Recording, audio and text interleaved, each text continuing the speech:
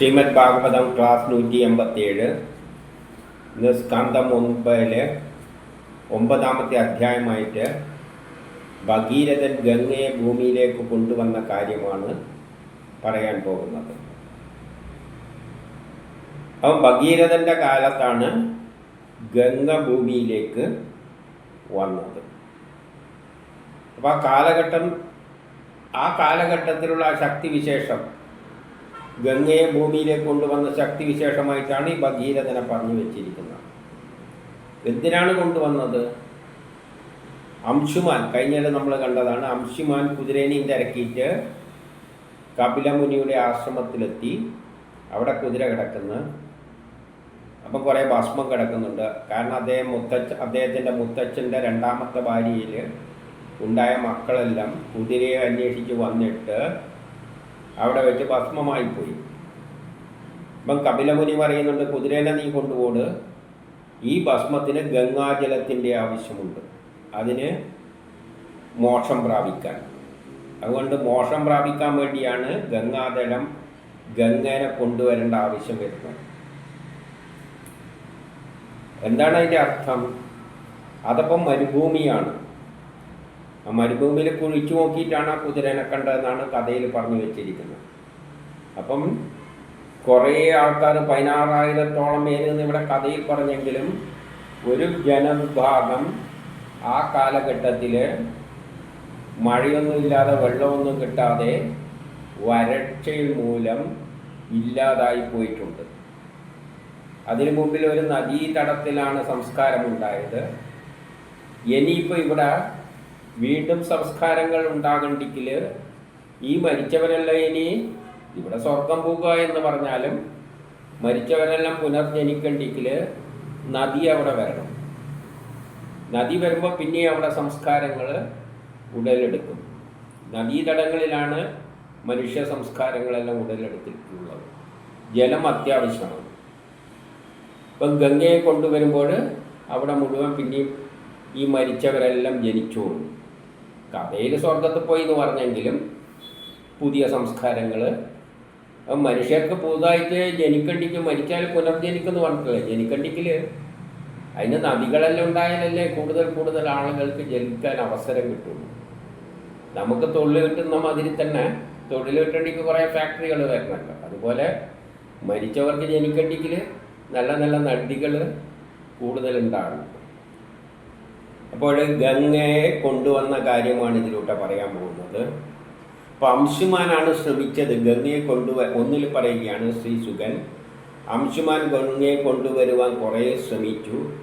ആയുസിൻ്റെ അവസാനം വരെ ശ്രമിച്ചു എന്നാണ് പറയുന്നത്. അതേ അവസാനം എന്തുപറ്റി? കാലം കൊണ്ട്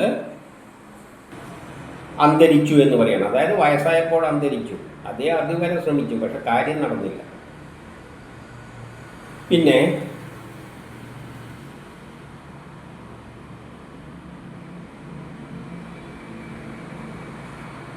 അതിനായിട്ട് കുറേ കാലം തപസ്സെല്ലാം ചെയ്തു എന്നാണ് പറയുന്നത്.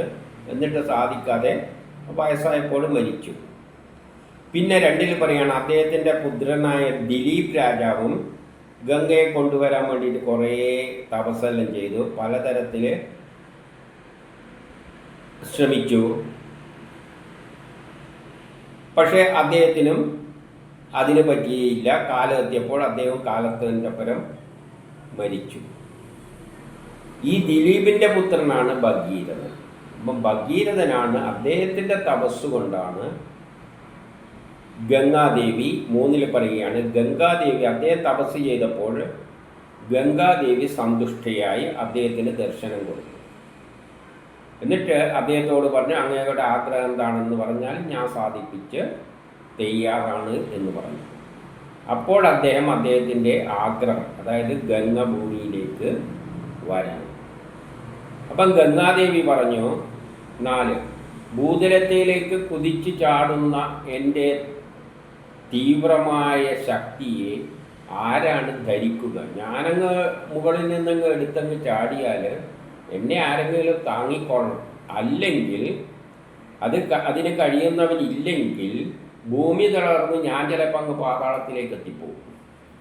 ഈ പറഞ്ഞതിനർത്ഥം ആകാശത്തിലെ മേഘങ്ങളും മറ്റേ മൂടൽ മഞ്ഞും എല്ലാം കൂടിയിട്ട് ആ പർവ്വതത്തിൽ കെട്ടി നിന്നിട്ടാണ് കുറച്ച് കുറച്ചായിട്ട് ഉരുകിയിട്ട് നദിയായി ഒഴുകുന്നത്. നേരെ മറിച്ച് ഈ ഹിമാലയത്തിലുള്ള മഞ്ഞെല്ലാം ഒറ്റയടിക്ക് ഉരുകിയില്ലെങ്കിൽ ഒന്ന് ആലോചിച്ച് നോക്കി എന്താ സംഭവിക്കുക? ആദ്യത്തെ താഴെയുള്ള ദേശങ്ങൾ മുഴുവൻ വെള്ളത്തിൽ മുങ്ങിപ്പോവും, മനുഷ്യവംശം തന്നെ നശിച്ചു പോകും. അപ്പോൾ അത് സംഭവിക്കാതെ ആടെ ഒട്ടിച്ചേർന്നിട്ട് ആവശ്യത്തിനുള്ളത് മാത്രം ഇങ്ങനെ ഒഴുകി ഒഴുകി വരികയാണ്.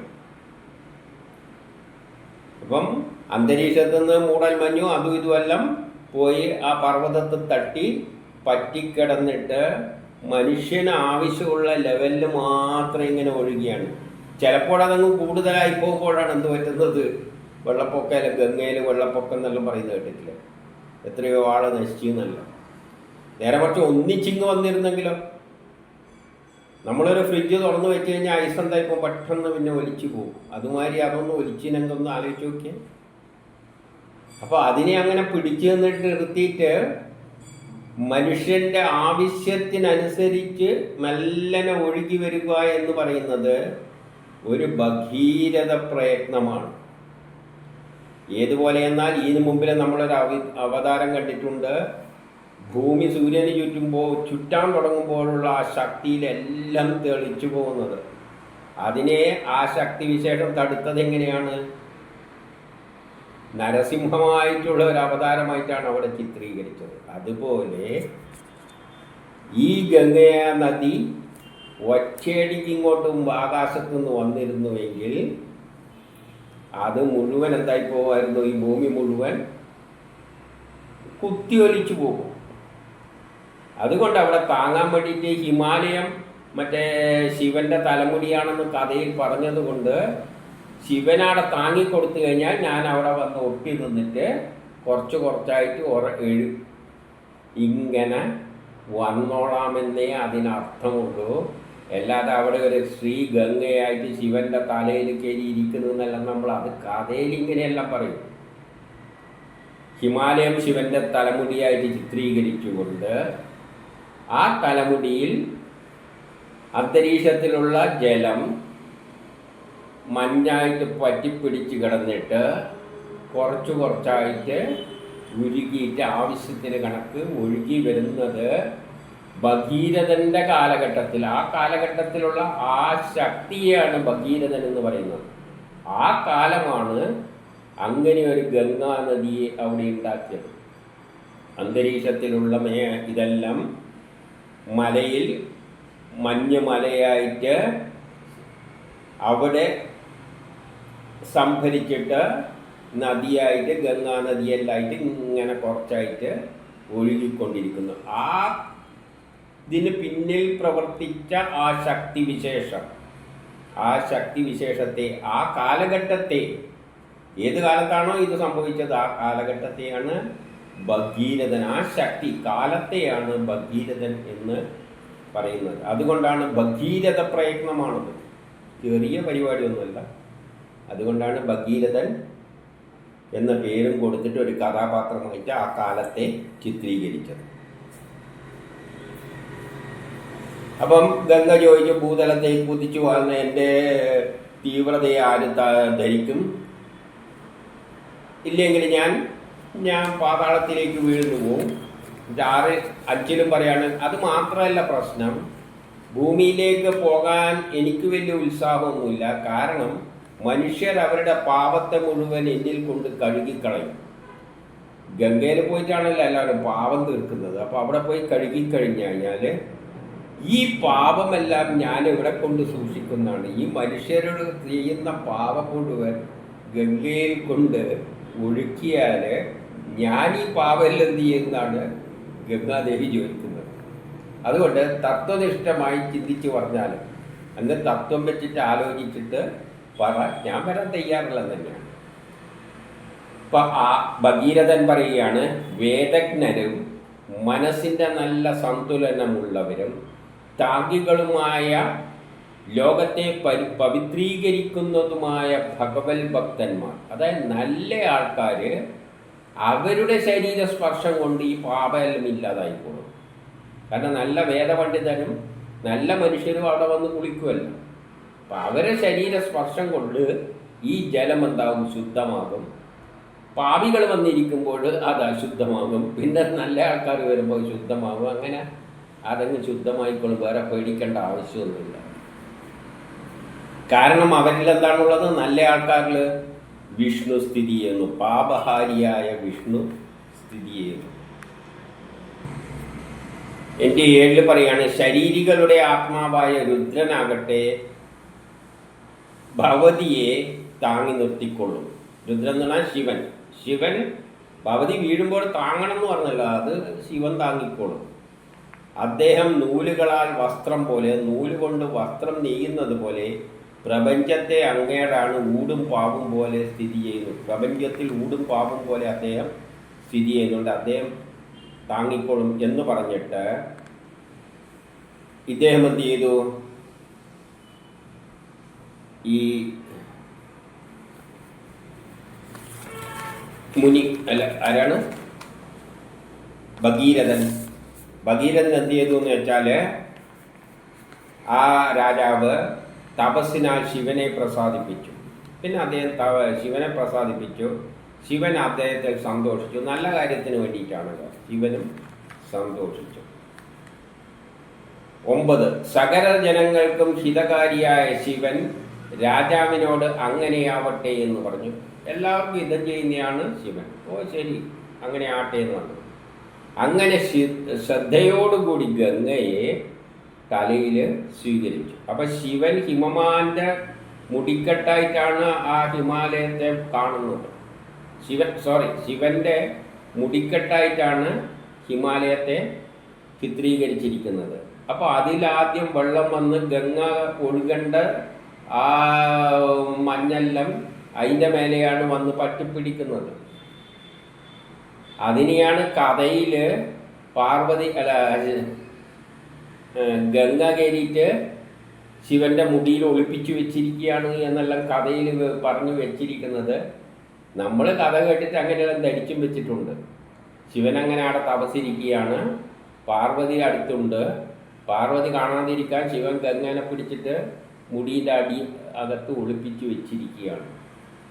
ഇങ്ങനെ എന്തെല്ലാം കഥയിൽ അങ്ങനെ കൊടുക്കും തമ്മിലും പലതും വെക്കുമ്പോഴേ ഇതിനെയെല്ലാം ഇതേ ചിന്താഗതിയിലാണ് നമ്മളെല്ലാം ഇത്ര കാലവും നടന്നുകൊണ്ടിരുന്നത്.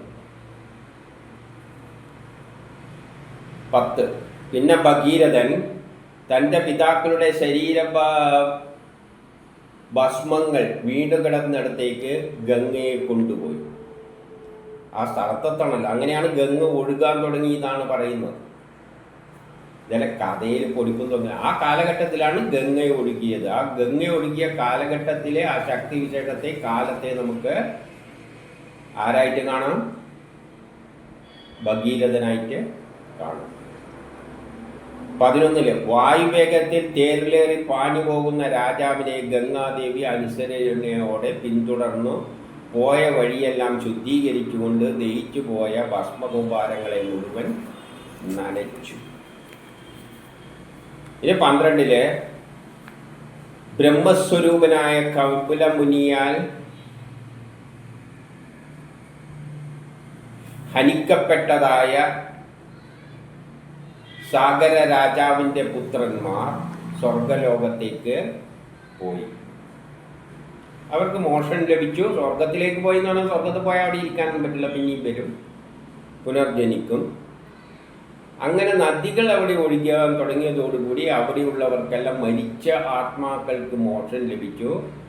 പിന്നെ പുനർജനിക്കേണ്ടവർക്ക് അവിടെ ജനിച്ചോളാം, പുനർജനിക്കേണ്ടവർ അവിടെ ജനിക്കാം. അങ്ങനെ നദീതടങ്ങളിലാണ്, ഗംഗാ നദീതടങ്ങളിലാണ് ഈ ഋഷികളെല്ലാം ആദ്യം എവിടെയാണ് ഉണ്ടായിരുന്നത്? സരസ്വതി നദിയാണ്. പിന്നെ സരസ്വതി നദീനെ കാണാതെ അവസ്ഥയായി.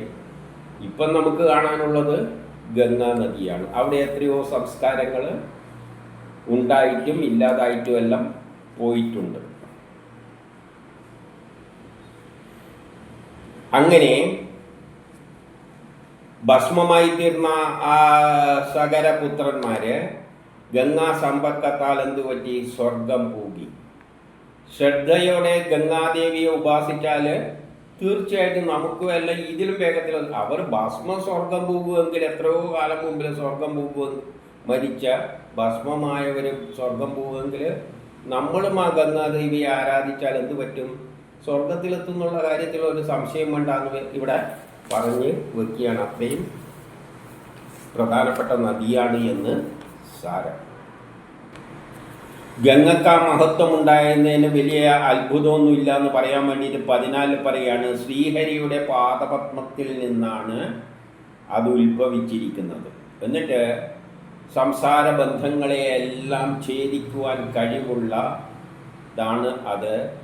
ആ സ്വർലോക ഗംഗയാണ് ഇവിടെ ഇങ്ങനെ ഇവർക്കെല്ലാം മോക്ഷം നൽകിയത്. അതിൽ വലിയ അത്ഭുതമൊന്നുമില്ല എന്ന് പറയുകയാണ്.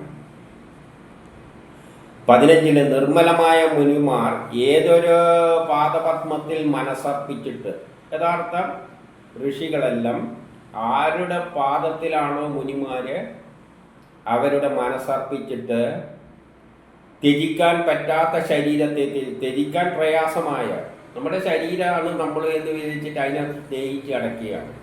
അപ്പം ബ്രഹ്മസാക്ഷാത്കാരം നടക്കേണ്ടേക്ക് ഈ ശരീരത്തെ ത്യജിക്കണം. അതിനെന്തേ പറ്റുള്ളൂ? ഋഷിമാര് അദ്ദേഹത്തിൻ്റെ പാതാരപത്മത്തിൽ മനസ്സർപ്പിച്ചുകൊണ്ട് ഈ ശരീരത്തെ ത്യജിച്ചിട്ട് എന്ത് ചെയ്തു? സ്വസ്വരൂപത്തെ പ്രാപിക്കുന്നവരായി തീർന്നവരാണ്. ഇനി 16 മുതൽ 17 ഭഗീരഥൻ്റെ പുത്രനാണ് ശുതൻ. ശുതൻ്റെ പുത്രനാണ് നാഭൻ. നാഭൻ്റെ പുത്രനാണ് സിന്ധുദീപൻ. അവൻ്റെ പുത്രനാണ് അയുതായുസ്. അവൻ്റെ പുത്രനാണ് ഋണപർണൻ. ഈ ഋണപർണൻ തൻ്റെ മിത്രമായ നളന് അക്ഷഹൃദയം എന്ന വിദ്യ പഠിപ്പിച്ചു കൊടുത്തു. നളനിൽ നിന്ന് അശ്വഹൃദയം എന്ന വിദ്യയും പഠിച്ചു എന്ന് പറയുന്നു. പർവണിൽ നിന്നും സർവകാമനുണ്ടായി പുത്രൻ. സർവകാമനിൽ നിന്നും 18 പറയാണ് സുദാമൻ ഉണ്ടായി.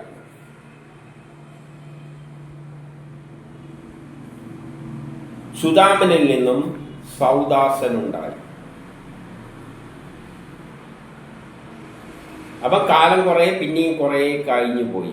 അവിടെയുള്ള ഓരോ കാലഘട്ടത്തിനും ഓരോ പേര് കൊടുത്തിട്ട് വെച്ചിട്ടുണ്ട്. വേറെ ആർക്കും വേണ്ടിക്ക് അതിനെ പിടിച്ചുകൊണ്ട് ആ കാലഘട്ടത്തിലെ കഥ അയാളെ വെച്ചുകൊണ്ട് പറയാം. ചിലപ്പം വേറെ പുരാണങ്ങളിൽ ഇതെല്ലാം പറഞ്ഞിട്ടുണ്ടാവും.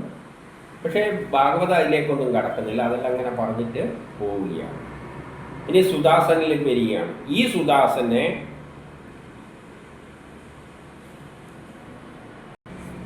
ചില സ്ഥലത്ത് മിത്രസഹനെന്നും കൽമാഷപാതൻ എന്നെല്ലാം പേര് ഉണ്ട് എന്ന് പറയുകയാണ്. അപ്പോൾ ഓരോ സന്ദർഭത്തിൽ ചില പ്രവർത്തികളുടെ അടിസ്ഥാനത്തിൽ അദ്ദേഹത്തിന് വേറെ പേരും ഉണ്ട്. ഇവന് സന്തതിയില്ല. ഇവൻ വസിഷ്ഠന്റെ ശാപത്താൽ രക്ഷസായി മാറി. അപ്പം അവിടെ നിന്ന് വേറൊരു കഥയിലേക്ക് പോകേണ്ട വട്ടമാണ്. അപ്പം ഇത് കേൾക്കുമ്പോൾ ഉടനെ ആര് വരും? 19 രാജാവ് വരികയാണ്. ഇത് പരീക്ഷിച്ച രാജാവ്. മഹാനായ സൗദാസന് ഗുരുവിൻ്റെ ശാപം എന്തുകൊണ്ടുണ്ടായി ഇതറിയുവാൻ വലിയ ആഗ്രഹമുണ്ട്. ഇതെന്തിനാ ഇടയ്ക്ക് പറയുന്നതെന്ന് വെച്ചാൽ നമ്മൾ ഈ കഥയെല്ലാം ആരോടാണ് പറഞ്ഞു കൊടുക്കുന്നത്? രാജാവിനോട് പറഞ്ഞാൽ അതൊക്കെ മറന്നു പോകരുത്. ഇടക്കിടക്ക് അത് ഓർമ്മിപ്പിച്ചിട്ടില്ലെങ്കിൽ നമ്മൾ പിന്നെ എവിടെയല്ലോ എത്തിപ്പോവും. എൻ്റെ അവസാനം കഥ കഴിഞ്ഞിട്ട് പരീക്ഷിച്ച രാജാവ് ആരാണെന്ന് ചോദിച്ചാൽ എന്ത് പരീക്ഷിച്ച് എവിടെയോ എവിടെയോ കേട്ട മാതിരിയുണ്ട്. അങ്ങനെ വരാതിരിക്കാൻ വേണ്ടിയിട്ടാണ് ഇതിങ്ങനെ പറയുന്നത്. അപ്പോൾ സുദാസൻ്റെ കഥ പറയുകയാണ്. ശുഗം പറയുകയാണ് 20. സുദാസൻ വേട്ടക്ക് പോയപ്പോൾ, ഒരു ദിവസം വേട്ടക്ക് പോയപ്പോൾ ഏതോ ഒരു രാക്ഷസനെ കൊല്ലുകയും അദ്ദേഹത്തിൻ്റെ സഹോദരനെ വെറുതെ വിടുകയും ചെയ്തു. ഈ കഥയെല്ലാം വേറെ പുരാണത്തിൽ കുറച്ച് വിസ്തരിച്ച് പറഞ്ഞതാണ്. ഇവിടെ ചുരുക്കി പറയുകയാണ്. ഒരു രാക്ഷസനെ കൊന്ന് അദ്ദേഹത്തിൻ്റെ സഹോദരനെ വിട്ടെങ്കിലും പിടിച്ചെങ്കിലും അങ്ങ് വിട്ടേച്ച് ഒന്നില്ല. അപ്പം അവനെന്നുണ്ടാവും, ദേഷ്യം ഉണ്ടാവുമല്ലോ. അവൻ പ്രതികാരം ചെയ്യുവാനായിട്ട് താല്പര്യത്തോടെ സ്ഥലം വിട്ടു.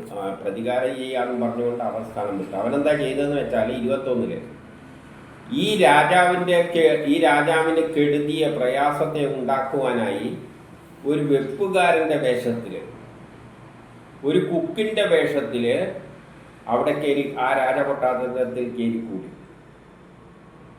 അപ്പം ആ കൊട്ടാരത്തിൽ രാജാവുണ്ട്, സുദാസൻ എന്ന രാജാവുണ്ട്, അവിടെ മറ്റേ വസിഷ്ഠനും ഉണ്ടാവുമല്ലോ.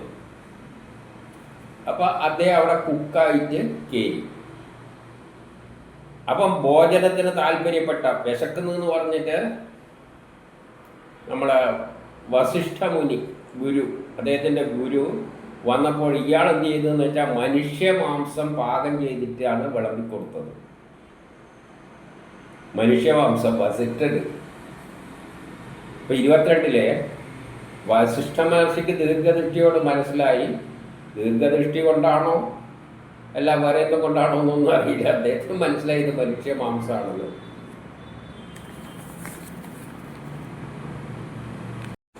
അദ്ദേഹം സ്വാഭാവികമായിട്ടും കോപം കൊണ്ട് എന്ത് ശപിച്ചു? അങ്ങ് മനുഷ്യ നരഭോജിയായി മാറട്ടെ. രാജാവിനെയാണ് ശപിച്ചത്. കാരണം അല്ലാതെ അവിടുത്തെ വേലക്കാരാരാ പ്രിപ്പയർ ചെയ്തതെന്നൊന്നും നോക്കേണ്ട ആവശ്യമൊന്നുമില്ല. രാജാവ് പറയുന്ന മാതിരിയല്ലേ ചെയ്യുള്ളൂ. അതുകൊണ്ട് രാജാവിനെ ശപിച്ചു, നീ നരഭോജിയായി മാറട്ടെ. പിന്നെ 23 പറയുന്നത് ഈ പാചകം ചെയ്തത് വിളമ്പിയത് ഇങ്ങനെ പറ്റിച്ചിട്ട് രാക്ഷസനാണ് ഇദ്ദേഹമാണെന്ന്, മറ്റേ വേലക്കാരനാണെന്ന് മനസ്സിലാക്കിയപ്പോൾ പിന്നെ ഒരു ശാപമോഷവും കൊടുത്തു. എന്നാൽ പിന്നെ 12 വർഷം മതി എന്ത് ഇങ്ങനെ നരഭോജിയായിട്ട് കഴിഞ്ഞാൽ മതി. അപ്പോൾ ആ സൗദാസ രാജാവും അദ്ദേഹം നിരപരാധിയാണല്ലോ, മറ്റേയാൾ പറ്റിച്ചല്ല. അയാൾക്ക് ദേഷ്യം വന്നിട്ട് ജലം കയ്യിലെടുത്തിട്ട് അങ്ങേര് ശപിക്കാൻ പോയപ്പോൾ 24 പറയുന്നു, അദ്ദേഹത്തിൻ്റെ പത്നിയായ മതിയന്തി തടഞ്ഞു. പിന്നെ ഭയങ്കരം മന്ത്രലേറ്റ ജലമാണല്ലോ, അദ്ദേഹത്തിൻ്റെ കാലിൽ ഒഴിച്ചു. കാലിൽ ഒഴിച്ചിട്ട് കാലിൻ്റെ നിറയെല്ലാം ഒരുമാതിരിയായിപ്പോയി. അതുകൊണ്ടാണ് അദ്ദേഹത്തിന് നേരത്തെ പറഞ്ഞല്ലോ കൽമാഷപാതൻ എന്നുള്ള പേരുകളെല്ലാം വന്നതെന്ന്. അതിനനുസരിച്ച് പേരുകൾ മാറുമല്ലോ. അപ്പോൾ ഇനി 25 അപ്പം ഇയാളെന്തായി? രാക്ഷസനായി സൗദാസ്. അപ്പം ഇതുവരെ പറഞ്ഞതിൻ്റെ അർത്ഥം എന്താണ്? 12 വർഷക്കാലം ആ കാലഘട്ടത്തിൽ ഗംഗാ നദിയെല്ലാം ഒഴുകി പുതിയ സംസ്കാരങ്ങൾ ഉണ്ടായെങ്കിലും ആ കാലഘട്ടത്തിലെ മനുഷ്യർ നരഭോജികളായിരിക്കാം. ആ ഒരു കാലഘട്ടത്തിൻ്റെ കാര്യമാണ് പറയുന്നത്. മനുഷ്യർ ഒരു കാലത്തിൽ നരഭോജികളായിരുന്നു. തിന്നാനൊന്നും ഇല്ലെങ്കിൽ എന്ത് ചെയ്യും? മനുഷ്യരെയും പിടിച്ചു തിന്നല്ല, വേറെ എന്ത് ചെയ്യാനാണ്? ഗോത്ര കാലഘട്ടത്തിൽ മറ്റുള്ളവരെല്ലാം കൊള്ളയടിച്ചിട്ട് കൊണ്ടുവന്ന് തിന്നുകയാണ്. ആരെങ്കിലും എന്തെങ്കിലും നട്ട് വളർത്തിയിട്ടുണ്ടെങ്കിൽ അവിടെ പോയിട്ട് അവരെയെല്ലാം കൊന്നിട്ട് എല്ലാം ചെയ്യാനാണ്. പക്ഷെ അതിന് മുമ്പിൽ ഒന്നുമില്ലാത്ത സമയത്ത് പിന്നെ എന്താ ചെയ്യുക? മനുഷ്യന്മാരെ തന്നെ പിടിച്ചു നിന്നു. അപ്പം അങ്ങനെ ഒരു കാലഘട്ടം ഏകദേശം 12 വർഷത്തോളം ഉണ്ടായിരുന്നു. ഏത് കാലഘട്ടത്തിൽ? ഈ ഇദ്ദേഹത്തിൻ്റെ കാലഘട്ടത്തിൽ, സൗദാസൻ്റെ കാലഘട്ടത്തിൽ. അപ്പം രാക്ഷസനായ അദ്ദേഹം വനത്തിൽ വസിക്കുന്ന കാലത്ത് ബ്രാഹ്മണ ദമ്പതികൾ സംഭോഗം നടത്തുന്ന സമയത്ത് അവരെ പിടിച്ച്, എന്നിട്ട് ബ്രാഹ്മണനെ പിടികൂടി. അപ്പോൾ ആ ബ്രാഹ്മണ പത്നി അതിദയനീയമായി കരഞ്ഞു പറഞ്ഞുകൊണ്ട് പറയുകയാണ് 26, അങ്ങ് ശരിക്കും ആരല്ല? രാക്ഷസനല്ല, ഇക്ഷ്വാകു വംശത്തിൽപ്പെടുന്ന മഹാരഥനാണ് അങ്ങ്. പിന്നെയോ മതിയന്തിയുടെ ഭർത്താവായിട്ടുള്ള താങ്കൾ ഈ അധർമ്മം ചെയ്യുവാൻ അർഹതപ്പെട്ടവനല്ല. അദ്ദേഹത്തെ ഒന്ന് പറഞ്ഞിട്ട് പഴയ ചരിത്രം ബോധിപ്പിക്കാൻ ശ്രമിക്കുകയാണ്. എന്നിട്ട് 27 പറയുകയാണ്, സന്താനത്തെ ആഗ്രഹിക്കുന്ന എനിക്ക് ബ്രാഹ്മണനും എന്ത് പറ്റിയിട്ടില്ല, ആ രതിസുഖം ഏൽക്കുന്നതിനെക്കാട്ടി മുൻപിലാണ് അങ്ങ് പിടിച്ചത് ആ ഭർത്താവിനെ വിട്ടത്. മനുഷ്യ ശരീരം എല്ലാ പുരുഷാർത്ഥങ്ങളും നേടിയുന്നതിന് വേണ്ടിയുള്ളതാണ്. പുരുഷാർത്ഥങ്ങൾ എന്തെല്ലാം? ധർമാർത്ഥം, കാമമോക്ഷം, ഇതെല്ലാം സാധിക്കാൻ വേണ്ടിയിട്ടാണ് ഈ ശരീരം കിട്ടിയിരിക്കുന്നത്. അതുകൊണ്ട് ആ ശരീരം ഇങ്ങ് തരൂ. അതുകൊണ്ട് 28 പറയാം, അല്ലയോ വീര, ഈ ശരീരനാശം സംഭവിച്ചാൽ സമസ്ത പുരുഷാർത്ഥങ്ങളും അതോടെ നശിക്കുന്നതാണ്. ഇദ്ദേഹമാകട്ടെ ബ്രാഹ്മണനാണ്, പണ്ഡിതനാണ്, തപസ്സീതവനാണ്, നല്ല സ്വഭാവശുദ്ധിയുള്ളവൻ, എല്ലാം ചേർന്നവനാണ്. എൻ്റെ 29 പറയാം, സർവചരാചരങ്ങളിലും മറഞ്ഞിരിക്കുന്ന സച്ചിദാനന്ദ സ്വരൂപമായ ആ ശക്തിയെ ജീവാത്മാവായി കണ്ടുകൊണ്ട് അദ്ദേഹത്തെ ഉപാസിക്കുന്നവനാണ് ഈ ബ്രാഹ്മണൻ. എല്ലാ ചരാചരങ്ങളിലും ഈ ഈശ്വരനാണ്, ആ ബ്രഹ്മമാണ് ഉള്ളത് എന്ന ഭേദഭാവമില്ലാതെ ചിന്തിച്ചിട്ട് അത് ഉള്ളിലെ ആത്മാവായി കണ്ടുകൊണ്ട് ഉപാസിക്കുന്ന വ്യക്തിയാണ് ഈ ബ്രാഹ്മണൻ. അങ്ങനെയുള്ള ബ്രാഹ്മണനെ പിടിച്ച് തിന്നുകൂടാ. 30 അതുകൊണ്ട് ഹേ ധർമ്മജ്ഞ, അങ്ങനെയെല്ലാമുള്ള ഈ ബ്രഹ്മർഷി ശ്രേഷ്ഠൻ, രാജർഷികളിൽ ശ്രേഷ്ഠനായിട്ടുള്ള അങ്ങയാൽ, അപ്പം ഇദ്ദേഹം ബ്രാഹ്മണ ശ്രേഷ്ഠനാണ്, അങ്ങ് രാജർഷികളിൽ ശ്രേഷ്ഠനായിട്ടുള്ളവനാണ്. അങ്ങയാൽ പുത്രൻ പിതാവിനെ എന്ന പോലെ, ഒരു പുത്രനടിക്കും പിതാവിനെ എന്ന പോലെ എങ്ങനെ വധം അർഹിക്കുന്നു? വധിക്കുകയില്ല, വധിക്കാൻ പാടില്ല.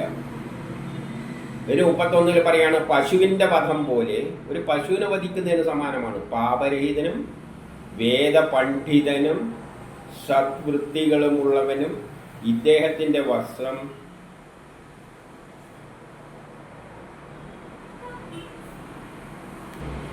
അതായത് പശുവിൻ്റെ വധം പോലെ, ഒരു പശുവിനെ വധിക്കുന്നത് പോലെയാണ് അങ്ങ് ഇത് ചെയ്യാൻ പോകുന്നത്. ഇദ്ദേഹം പാപരഹിതനാണ്, വേദപണ്ഡിതനാണ്, സദ്വൃത്തിയുള്ള നല്ല പ്രവർത്തികൾ മാത്രം ചെയ്യുന്നവനാണ്. ഇദ്ദേഹത്തിൻ്റെ വധം സന്മാർഗികൾക്കെല്ലാം മാതൃകയായ അങ്ങ് എങ്ങനെ സാധുവായിട്ട് കാണും? അങ്ങനെയുള്ള ഒരു മഹാനെ വധിക്കുക സന്മാർഗികളിൽ ശ്രേഷ്ഠനായിട്ടുള്ള അങ്ങ് എങ്ങനെ ഒരു നല്ല പ്രവൃത്തിയായിട്ട് കാണുക? ഇനി 32 ഇദ്ദേഹത്തെ ഭക്ഷിച്ചാൽ ഞാൻ ചത്തതുപോലെയായിത്തീരും. അതുകൊണ്ട് ഒരു കാര്യം ചെയ്യും, അതിനു മുമ്പ് എന്നെ അങ്ങ് ഭക്ഷിച്ചോളൂ. അദ്ദേഹമില്ലാതെ ഒരു നിമിഷം പോലും എനിക്ക് ജീവിക്കുവാൻ ആവില്ല. അതുകൊണ്ട് എന്ത് ചെയ്യണം? അങ്ങ് എന്നെ ഭക്ഷിച്ചോളൂ. ഇപ്രകാരം ദയനീയമായി അവൾ എന്ത് ചെയ്തു? 33 പറയുകയാണ്, ഇപ്രകാരം ദയനീയമായി പറയുകയും വാവിട്ട് കരയുകയും ചെയ്തു. എന്നാൽ ശാപം മൂലം ബുദ്ധിഭ്രംശം വന്ന സൗദാസൻ എന്ന രാജാവ് ഇതൊന്നും കേൾക്കില്ല. കാരണം അദ്ദേഹത്തിൻ്റെ ബുദ്ധിയെല്ലാം ശാപം മൂലം നശിച്ചു പോയി, നരഭോജിയായിപ്പോയില്ല. പിന്നെ അങ്ങനോട് പറഞ്ഞിട്ട് വല്ല കാര്യമില്ല. അദ്ദേഹം പുലി പശുവിനെ എന്ന പോലെ ബ്രാഹ്മണനെ ഭക്ഷിച്ചു. 34 പറയാണ്, ഗർഭദാനം ചെയ്യാൻ ഉത്സാഹം കാണിച്ചിരുന്ന ഭർത്താവിനെ നരഭോജി ഭക്ഷിക്കുന്നത് കണ്ട് പതിവ്രതയായ ഭാര്യ, അതായത് ആ ബ്രാഹ്മണ സ്ത്രീ ദുഃഖിച്ചുകൊണ്ടും അവസാനം ദുഃഖം ഉണ്ടായി, അതേസമയം അതിൽ നിന്ന് കോപം ഉണ്ടായിട്ട് രാജാവിനെ ശപിച്ചു. എന്താണ് ശപിച്ചതെന്ന് വെച്ചാൽ 35 പറയാണ്, എടോ പാപി, ബുദ്ധി സംസ്കാരമില്ലാത്തവനെ,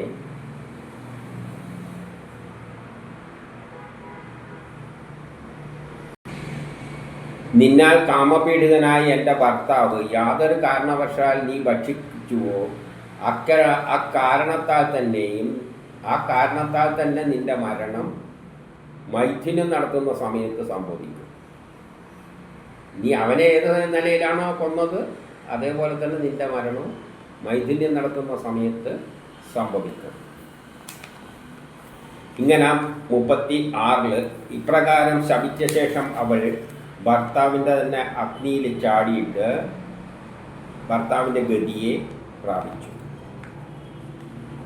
ഇനി 37 12 വർഷം അവസാനിച്ചപ്പോൾ, അപ്പം നേരത്തെ ശാപം 12 വർഷമായിട്ട് കുറച്ചു കൊടുത്തിരുന്നുവല്ലോ. അതുകൊണ്ട് 12 വർഷം അവസാനിച്ചപ്പോൾ ശാപഭുക്തനായ സൗദാസൻ പത്നിയുമായിട്ട് സംഗമിക്കാൻ ശ്രമിച്ചപ്പോൾ, 12 വർഷം കഴിഞ്ഞിട്ട് പത്നിയായിട്ട് സംഗമിക്കാൻ ശ്രമിച്ചപ്പോൾ പത്നിക്കെന്തുണ്ട്, ഈ ബ്രാഹ്മണ ശാപത്തെ പറ്റി നല്ല ഓർമ്മയുണ്ട്. അതുകൊണ്ട് അദ്ദേഹത്തെ അതിൽ നിന്നും അവള് പിന്തിരിപ്പിച്ചു. പിന്നെ 38 അതിൽ പിന്നെ അദ്ദേഹം ശ്രീസുഖം ത്യജിച്ചു. പിന്നെ അതിനെപ്പറ്റിയുള്ള ചിന്തയെ അങ്ങ് ഉപേക്ഷിച്ചു. കർമ്മദോഷത്താൽ സന്താനഹീനനായിട്ട് കഴിയുമ്പോൾ ആ വസിഷ്ഠ മഹർഷി എന്ത് ചെയ്തു എന്ന് വെച്ചാൽ അദ്ദേഹത്താൽ അനുവദിക്കപ്പെട്ടവനായിട്ട് അദ്ദേഹം അനുവദിച്ചു. അത് പ്രകാരം വസിഷ്ഠ മഹർഷി എന്ത് ചെയ്തു, മതേന്തിയിൽ സന്താനത്തെ ഉണ്ടാക്കി എന്നാണ് പറയുന്നത്. എന്നിട്ട് 39 പറയാണ്, അങ്ങനെ സന്താനം ഉണ്ടായെങ്കിലും അവൾ 9 വർഷക്കാലം പ്രസവിച്ചില്ല. ഗർഭവും കൊണ്ട് നടന്നു എന്നാണ് പറയുന്നത്. അപ്പോൾ വസിഷ്ഠ മഹർഷി എന്ത് ചെയ്തു, വലിയൊരു കല്ലെടുത്തിട്ട് അവളെ ഉദരത്തിൽ ഇടിച്ചു. അപ്പോഴുണ്ടായ പുത്രനാണ് അശ്മകൻ. 40 പറയുകയാണ്, ആ അശ്മനിൽ നിന്നാണ് മൂലകൻ ജനിച്ചത്. അദ്ദേഹത്തിന് മൂലകൻ എന്ന് പേര് വരാനൊരു കാരണമുണ്ട്.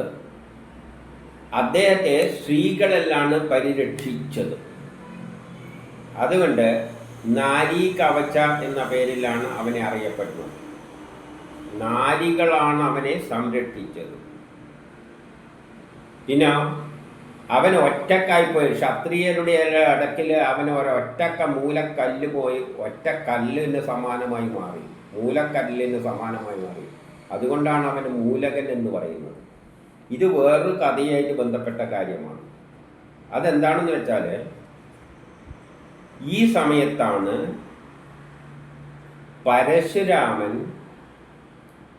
ക്ഷത്രിയരെയെല്ലാം നാടുനീളെ നടന്നിട്ട് കൊന്നൊടുക്കിയത്. പരശുരാമൻ നാടുനീളെ നടന്നിട്ട് ശത്രുക്കളെ കൊന്ന കഥയെല്ലാം പിന്നീട് പറയും. അപ്പോൾ ഇവന് ശത്രുക്കളെയല്ല, ക്ഷത്രിയരെ ശത്രുക്കളായിട്ട് കണ്ടിട്ട്. അപ്പം ക്ഷത്രിയരെ മുഴുവൻ, നാട് മുഴുവൻ നടന്ന് കൊന്നത് ഈ കാലഘട്ടത്തിലാണ്. അപ്പോഴാണ് ഇവൻ ജനിച്ചു വീഴുന്നത്. ഇവനൊരു ക്ഷത്രിയനാണല്ലോ. അതുകൊണ്ട് സ്ത്രീകളാണ് ആരും കാണാതെ ഇവനെ പരിരക്ഷിച്ചത്. അതുകൊണ്ടാണ് ഇവന് നാരീ കവചൻ എന്ന പേര് കിട്ടിയത്.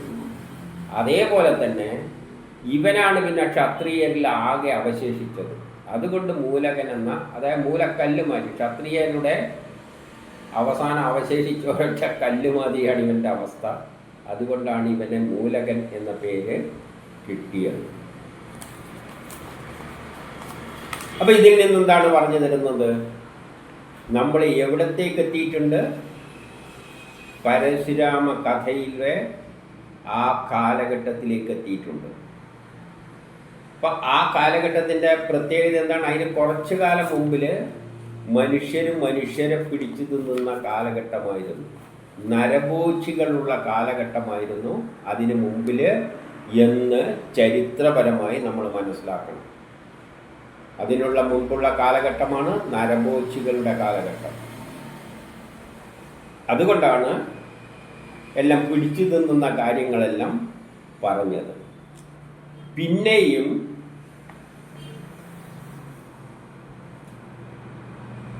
വസിഷ്ഠ മഹർഷിയിലൂടെയാണ് പിന്നെ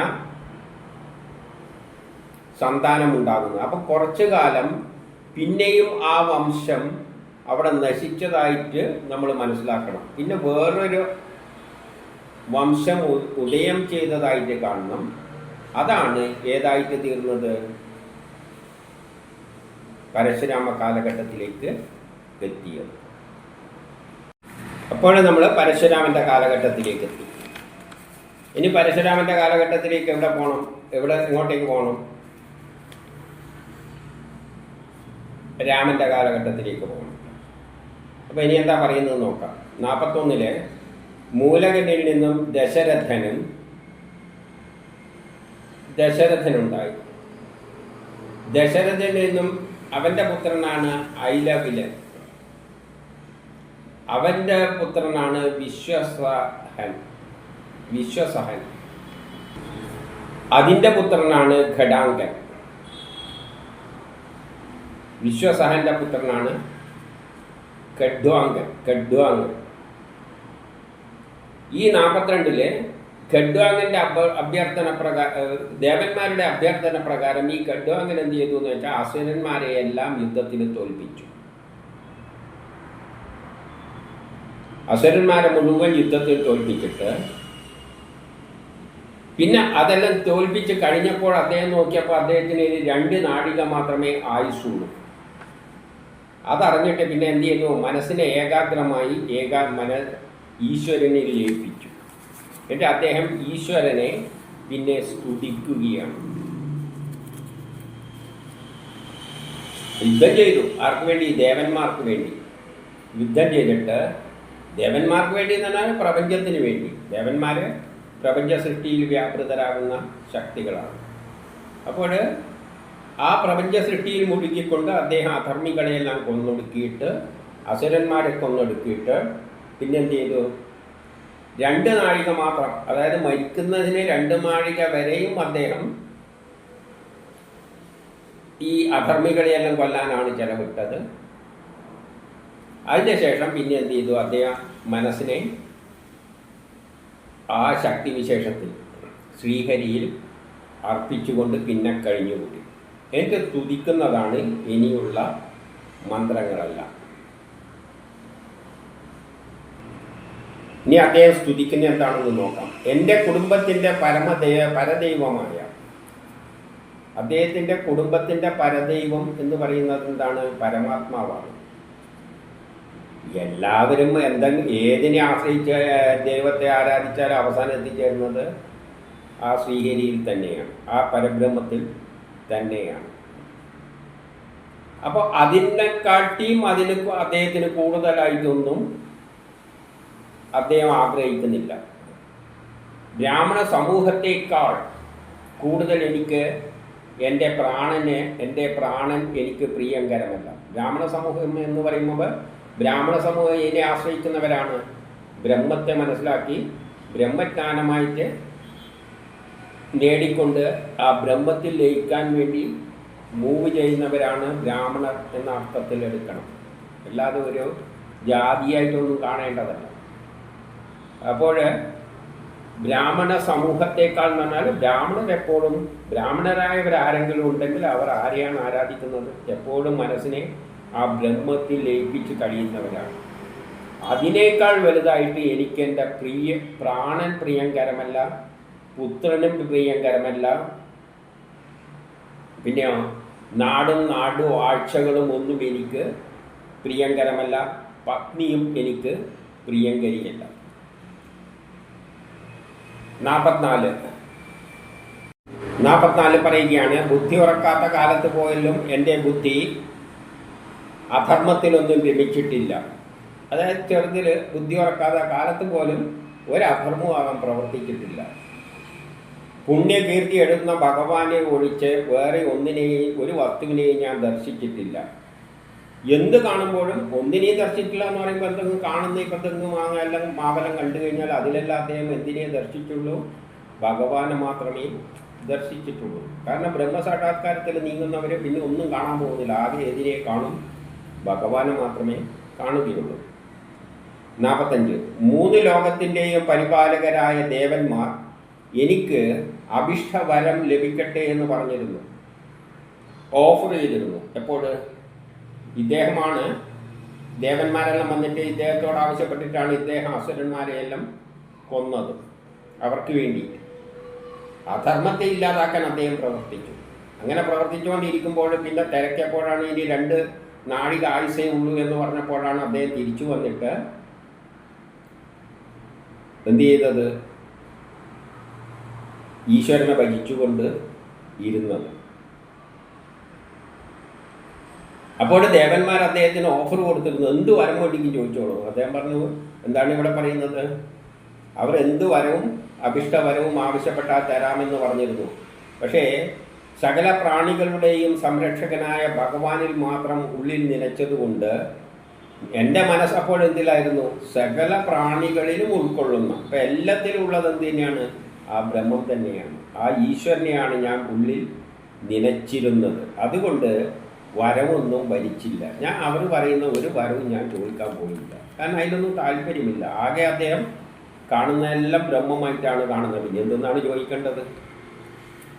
ഇത് 46 പറയാണ്, ചില ദേവന്മാരടക്കം അവരെന്താണ്? അടക്കമില്ലാത്ത ബുദ്ധിയും ഇന്ദ്രിയ ബലത്തോടു കൂടിയവരുമായിരുന്നു.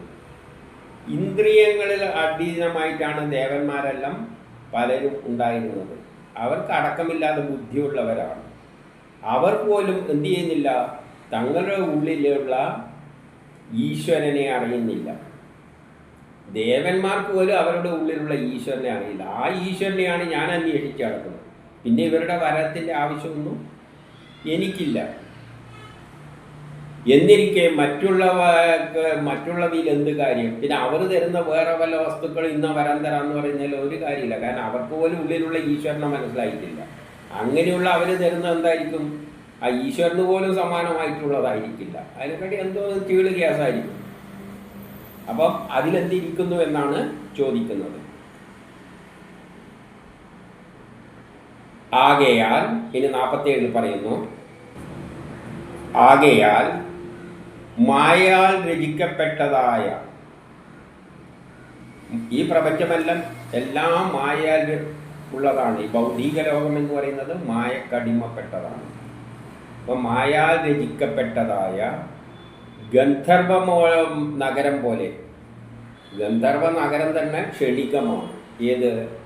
ഗുണങ്ങളെല്ലാം കൊണ്ട് ചേർന്നിട്ടുള്ള ഈ മോഹങ്ങൾക്ക്, മോഹവുമായിട്ട് ബന്ധപ്പെട്ട് കിടക്കുന്ന ഈ ശരീരം, നമ്മുടെ ശരീരം പല ഗുണങ്ങളും ചേർന്നിട്ട് ഉണ്ടായതാണ്. ഗുണങ്ങളുടെ ആ ഗുണങ്ങളാകട്ടെ മായയുമായിട്ട് ബന്ധപ്പെട്ടതാണ്. മായയായിട്ട് ബന്ധപ്പെട്ട ഗുണങ്ങളാൽ ചേർന്ന ഈ ശരീരം മോഹത്തിൽ അകപ്പെട്ട് കിടക്കുകയാണ്. ആ മോഹത്തെയെല്ലാം ഞാൻ പരിത്യജിച്ചിട്ട്, അതിനെയെല്ലാം മറികടന്നിട്ട് ഞാൻ എന്ത് ചെയ്യുകയാണ്? അവയെല്ലാം ഉപേക്ഷിച്ചിട്ട്, എല്ലാ ആഗ്രഹങ്ങളും ഉപേക്ഷിച്ച്, ആ മോഹത്തിൽ നിന്നും മനസ്സിനെ കീഴടക്കി ആ മോഹത്തിൽ നിന്നും മറികടന്നുകൊണ്ട് എന്നിട്ട് ഞാൻ എന്ത് ചെയ്യുന്നു? ഏകാഗ്ര ഭാവനയോടെ, ആ ഏകാഗ്രമായ ഭാവനയോടെ ഈശ്വരനെ ഭജിക്കുമ്പോൾ എന്തു പറ്റുന്നു? ഈ ആസക്തിയെല്ലാം, എന്നിലുണ്ടാകുന്ന ആസക്തിയെല്ലാം ഒഴിവാക്കപ്പെടുകയാണ്. അങ്ങനെ ഒഴിവാക്കപ്പെട്ടിട്ട് ഞാൻ എന്ത് ചെയ്യുന്നു? ആ ഭഗവാനെ എപ്പോഴും ആശ്രയിച്ചു കൊണ്ട് കഴിയുകയാണ്. അങ്ങനെ ഞാൻ അദ്ദേഹത്തെ പ്രാപിക്കുവാൻ വേണ്ടി ശ്രമിക്കുകയാണ്. ഞാൻ അദ്ദേഹത്തെ പ്രാപിക്കുകയാണ് എൻ്റെ ലക്ഷ്യം. ഞാൻ അദ്ദേഹത്തെ പ്രാപിക്കാൻ വേണ്ടി നീങ്ങുകയാണ്. എന്നിട്ട് 48 ശ്രീ നാരായണനാൽ തന്നിലേക്ക് പിടിച്ചു ചേർക്കപ്പെട്ട ബുദ്ധി. അങ്ങനെ ഞാൻ നീങ്ങുമ്പോൾ ശ്രീ നാരായണൻ എന്ത് ചെയ്തു? തന്നിലേക്ക് പിടിച്ചു ചേർക്കുന്നു എൻ്റെ ബുദ്ധിയെ. എൻ്റെ ബുദ്ധിയെ തന്നിലേക്ക് പിടിച്ചു ചേർക്കപ്പെട്ടു. ഇപ്രകാരം ഉറച്ചു കഴിഞ്ഞ ആ ബുദ്ധി ആ നാരായണിൽ ഉറച്ചു കഴിഞ്ഞ ഘടാങ്ക്വൻ അനന്തരം അജ്ഞാനത്തെ തകർത്ത് സ്വരൂപമായി ഭവിക്കുന്നു. ആ ബ്രഹ്മം തന്നെയായിട്ട് മാറുന്നു. അപ്പം ഘടാങ്കൻ എന്ത് പറയുന്നു? ഇത്രയും പറഞ്ഞുകൊണ്ട് ആ മനസ്സ് അതിൽ തന്നെ അർപ്പിച്ചുകൊണ്ട് ആ ഘടാങ്കൻ അനന്തരം എന്ത് സംഭവിക്കുന്നു? അദ്ദേഹത്തിലുള്ള എല്ലാ അജ്ഞാനങ്ങളെയും മാറ്റിക്കളഞ്ഞിട്ട് സ്വരൂപത്തെ പ്രാപിക്കുന്നു. ആ സ്വരൂപം ഏതാണെന്ന് അടുത്ത മന്ത്രത്തിൽ പറയുന്നു 49. ആ സൂക്ഷ്മവും 49 പറയുന്നതാണ്. ആ സൂക്ഷ്മവും ശൂന്യമല്ലാത്തതും. ആ ഏതിലാണ് ചേർന്നത്? അദ്ദേഹം പോയിട്ട് ബ്രഹ്മത്തിൽ ലയിച്ചു നേരത്തെ പറഞ്ഞ അതിനെപ്പറ്റിയുള്ള വിവരണമാണ്. അത് സൂക്ഷ്മമാണ്. അതായത് നമ്മൾ സൂക്ഷ്മ ദൃഷ്ടിയോടെ കൂടി വേണം അതിനെ മനസ്സിലാക്കാൻ ശ്രമിക്കുക. പ്രപഞ്ചം ഉണ്ടാകുന്നതിന് മുമ്പിൽ എന്തോന്നുണ്ടായിരുന്നു. പക്ഷെ എങ്ങനെയാണ് അതിൻ്റെ രൂപം ഒന്നും ഒരു പിടിയുമില്ല. ആ സൂക്ഷ്മവും ശൂന്യമല്ലാത്തത്. അതുകൊണ്ട് ശൂന്യമല്ല, പ്രപഞ്ചം ഉണ്ടാകുന്നതിനെക്കാട്ടി മുമ്പിൽ ഒന്നുമില്ല എന്നുള്ള അർത്ഥമില്ല. കാരണം ആധുനിക സയൻസും പറയുന്നു ഒന്നുമില്ലാത്തതിൽ നിന്നും ഒന്നും ഉണ്ടാവില്ല. അപ്പോൾ ഒന്നുമില്ല എന്നല്ല, ശൂന്യമല്ലാത്തത്. അപ്പോൾ ശൂന്യമായിരുന്നില്ല, എന്തോന്ന് അവിടെ ഉണ്ടായിരുന്നു. സൂക്ഷ്മമായ എന്തോന്ന് അവിടെ ഉണ്ടായിരുന്നു, അത് ശൂന്യമായിരുന്നില്ല. ശൂന്യതയിൽ നിന്നല്ല പ്രപഞ്ചം ഉണ്ടായത്, എന്തോ ഉണ്ടായിരുന്നു, അത് സൂക്ഷ്മമായിരുന്നു, ശൂന്യമല്ലാത്തതാണ്. എന്നാൽ ശൂന്യമായി കൽപ്പിക്കപ്പെട്ടിരിക്കുന്നതും. എന്നാൽ സാധാരണ മനുഷ്യരെ സംബന്ധിച്ചിടത്തോളം പ്രപഞ്ച സൃഷ്ടിക്ക് മുമ്പിൽ ഇവിടെ ഒന്നും ഉണ്ടായിരുന്നില്ല. അപ്പം ശൂന്യമായിട്ട് കൽപ്പിക്കപ്പെട്ടിട്ടുണ്ട്. എല്ലാവരും സൃഷ്ടിക്ക് മുമ്പിൽ ഒന്നും ഇവിടെ ഉണ്ടായിരുന്നില്ല എന്ന് പറഞ്ഞങ്ങനെ പോകുന്നുണ്ട്. പക്ഷേ അത് സത്യമല്ല, എന്തോന്നുണ്ടായിരുന്നു. പക്ഷേ നമുക്കതിനെ മനസ്സിലാക്കാൻ പറ്റുന്നില്ല. അതുകൊണ്ട് സൂക്ഷ്മമായിരുന്നു, ഒന്നും ഇല്ല എന്നുള്ള അർത്ഥമില്ല. പക്ഷേ സാധാരണ നിലയിൽ ശൂന്യമായിട്ട് കൽപ്പിക്കപ്പെട്ടിരിക്കുന്നു. പെട്ടതും ആയ ആ പരബ്രഹ്മത്തെ, അതിനാണ് എല്ലാവരും പരബ്രഹ്മം എന്ന് പറയുന്നത്. അതിനാണ് പരബ്രഹ്മം എന്ന് പറയേണ്ടത്. എല്ലാവരും അത് പറയുന്നുണ്ടോ എന്ന് ചോദിച്ചാൽ ഇല്ല. പരബ്രഹ്മം എന്ന ആദ്യം ഉണ്ടായിരുന്ന ഈശ്വരൻ ഏതാണെന്ന് ചോദിച്ചാൽ ആരും പരബ്രഹ്മമാണെന്നും ബ്രഹ്മമാണെന്നൊന്നും പറയില്ല. അപ്പോൾ ആ പരബ്രഹ്മത്തെ ഘടാങ്കൻ പ്രാപിച്ചു. അങ്ങനെ പ്രാപിച്ച അതിനെ ഭക്തന്മാർ വാസുദേവൻ എന്ന് പറയുന്നു. അങ്ങനെ ഏതൊന്നിൽ പോയി ഘടാങ്കൻ ചേരുന്നുവോ, അല്ലെങ്കിലും നമ്മളെല്ലാം വിട്ടിട്ട് ബ്രഹ്മസാക്ഷാത്കാരത്തിന് ഉപേക്ഷിച്ചിട്ട് പോയാൽ ഏതൊന്നിൽ ചേരുന്നുവോ അതിനെയാണ് എല്ലാവരും ഭക്തന്മാർ വാസുദേവൻ എന്ന് പറയുന്നത്. ഈ ഭാഗവതത്തിൽ വാസുദേവൻ എന്നെല്ലാം പറയുമ്പോൾ എന്താണ് യഥാർത്ഥത്തിൽ ഉദ്ദേശിക്കുന്നത്? ആ നിർഗുണമായ തിരിച്ചറിയാത്ത സംഗതിയാണ്. അതിലാണ് ഘടാങ്കനും പോയി ചേർന്നത്. ഈ ഘടാങ്കൻ്റെ കാലഘട്ടം എന്ന് പറയുന്നത് ഗോത്ര കാലഘട്ടം തന്നെയാണ്. കാരണം അതിലൂട്ടിയാണ് ഇനി രാമകഥയെല്ലാം പറയാൻ പോകുന്നത്. അപ്പം ഗോത്ര കാലഘട്ടത്തിൻ്റെ പ്രത്യേകത എന്താണെന്ന് വെച്ചാൽ നാട്ടിൽ നിയമങ്ങളൊന്നുമില്ല. കയ്യൂക്കുള്ളവർ കാര്യക്കാർ എന്ന നിലയിലാണ്. അതുകൊണ്ടാണ് ഗോത്ര കാലഘട്ടത്തിൽ ഏതെങ്കിലും ഒരുത്തൻ കയ്യൂക്കുള്ളവൻ കുറേ ആളെ സംഘടിപ്പിച്ചിട്ട് അടുത്ത നാട്ടിൽ പോയിട്ട് അവരെ എല്ലാം കൊള്ളയടിക്കും, എല്ലാം എടുത്തു കൊണ്ടുവരും. അങ്ങനെ തോന്നുന്ന കയ്യൂക്ക് വെച്ച് അപ്പോൾ എപ്പോഴും അധർമ്മികളുടെ നാടായിട്ട് മാറും.